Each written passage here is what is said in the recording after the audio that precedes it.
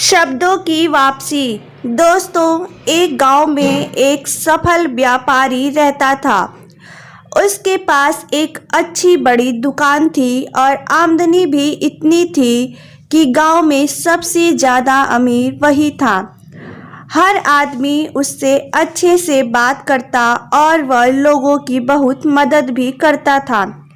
वह दिन रात मेहनत करता और बाकी समय में पूजा पाठ भी करता था।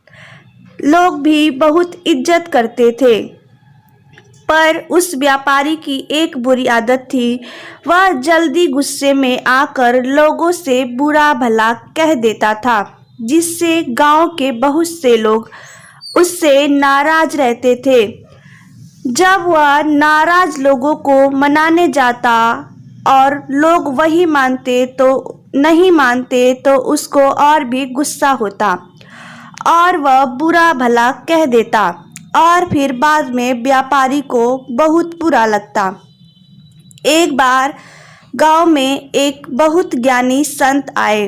कुछ ही दिनों में दूर दूर तक उनके ज्ञान के चर्चे होने लगे। जब यह बात व्यापारी तक पहुंची तो वह दौड़कर संत से मिलने पहुंचा। व्यापारी ने संत की बहुत सेवा की और उनको अपनी समस्या बताई। संत ने व्यापारी से कहा, तुम बहुत सारे कागज के टुकड़े लो और पूरे गांव में फेंक आओ, फिर मेरे पास आना। व्यापारी बिना सोचे समझे दिन भर कागज के छोटे छोटे टुकड़े पूरे गांव में फैला देता है और फिर संत के पास पहुंच जाता है। संत उस व्यापारी से कहते हैं कि तुम्हारी समस्या का समाधान मिल गया है, बस तुमको एक काम करना है। तुम जाकर उन सभी कागज के टुकड़ों को इकट्ठा करके यहाँ ले आओ। अपनी समस्या का समाधान पाकर व्यापारी बिना कुछ सोचे समझे उस कागज के टुकड़े को इकट्ठा करने पहुंच जाता है। बहुत देर तक कोशिश करने के बाद व्यापारी को यह समझ आता है कि यह काम तो करना नामुमकिन है। वह दौड़कर संत के पास जाता है, कहता है, आपने काम दिया वो असंभव है। मैं चाह कर भी उसको पूरा नहीं कर सकता। संत मुस्कुराते और कहते, बेटा, मैं भी यही कहना चाहता हूँ कि किसी को कहे अपशब्द वापस नहीं आ सकते, इसलिए हमें हमेशा सोच समझकर बोलना चाहिए।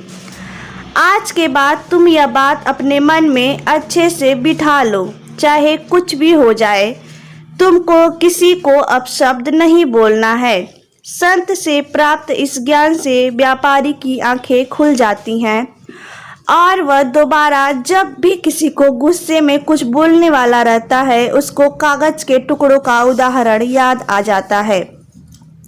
शिक्षा।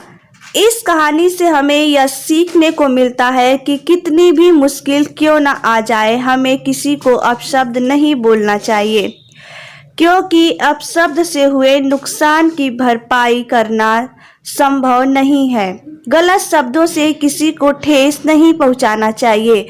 अपना मूल्य। एक बार एक टीचर हाथ में 1000 का नोट लेकर क्लास के अंदर आया और अपने स्टूडेंट से बोला, बताओ इस नोट को कौन लेना चाहेगा। सभी ने हाथ खड़े कर दिए। टीचर ने फिर नोट हाथ में मोड़ लिया, फिर सबसे पूछा। सबने फिर नोट लेने की इच्छा जाहिर की। टीचर ने नोट को और गंदा कर दिया। फिर सबने पूछा, अब इसको कौन लेना चाहेगा। सभी ने फिर उस नोट के लिए हाथ उठा लिए। अब टीचर ने एक कदम आगे बढ़कर उस नोट को अपने जूते के नीचे कुचल दिया और फिर स्टूडेंट से पूछा। फिर सब उस नोट को लेने की इच्छा जाहिर किए। फिर टीचर ने उस नोट को पानी में गीला कर दिया, फिर भी सबको वह नोट चाहिए था। अंत में टीचर ने पूछा, बताओ इस नोट में ऐसा क्या है कि मैंने इसको इतना गंदा किया, जूतों में कुचला, गीला किया और न जाने क्या क्या किया। तब भी आप सब इसको पाना चाहते हो। सीख देने वाली कहानी। पता है तुम लोगों को ऐसा क्यों है? ऐसा इसलिए है क्योंकि इस नोट की कीमत अभी भी वही है जो पहले थी। इसलिए जीवन में एक बात हमेशा याद रखना, तुम अपनी कभी कीमत कम मत समझना। तुम्हारे जैसा दूसरा कोई नहीं है इस संसार में। जीवन में चाहे कितनी भी मुश्किल और बुरा वक्त आए, तुम अपनी कीमत मत गिराना। जीवन का वह संदेश है जो तुम लोगों को हमेशा याद रखना है। उस टीचर के समझाने के तरीके से सभी स्टूडेंट को इतनी बड़ी बात आसानी से समझ में आ गई जो बड़े बड़े गायनी नहीं पाए। शिक्षा इस